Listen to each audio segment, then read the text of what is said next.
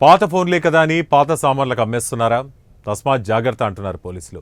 మీ ఫోన్లతో cyber నేరగాలు cyber నేరాలకు అసాంఘిక కార్యకలాపాలకు పాల్పడుతున్నారని ఆదిలాబాద్ జిల్లా ఎస్పీ అఖిల్ మహాజన్ తెలిపారు. జిల్లాలో చాలా మంది తమ ఇండ్ల వద్దకు వచ్చే స్టీల్ సామాన్ల వారికి పాత ఫోన్లు అమ్ముతున్నారని పేర్కొన్నారు. ఫోన్లను కొనుగోలు చేసే ముఠాను అరెస్టు చేసినట్లు వెల్లడించారు.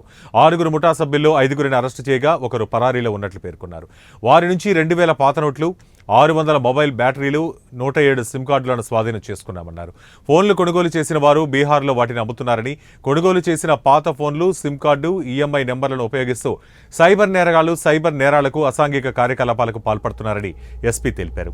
కావున ప్రజలు అప్రమత్తంగా ఉండాలని సూచించారు.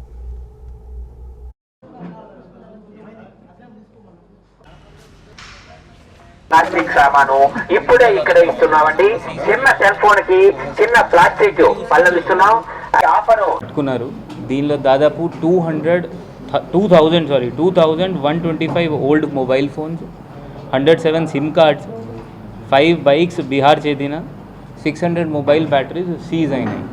ఈ కేసు అంటే ఏంటి అంటే, ఇప్పుడు బీహార్ నుండి 5 మంది వచ్చి ఇక్కడ ఒక A1 వాళ్ళ ఇక్కడ పంపించారు. వాళ్ళందరికీ ఇక్కడ వచ్చి వీళ్ళు మొబైల్ ఫోన్స్ ఎవరైనా ఊరు పోయి పాత ఫోన్స్ ఎవరి దగ్గర ఉంటే నడవట్లేదు వాళ్ళకి చిన్న టిఫిన్ బాక్స్ ఇచ్చి 50 రూపీస్లో, అంటే 50 రూపీస్ టిఫిన్ బాక్స్ వాళ్ళకి ఈ ఫోన్ ప్లేస్లో ఇస్తున్నారు.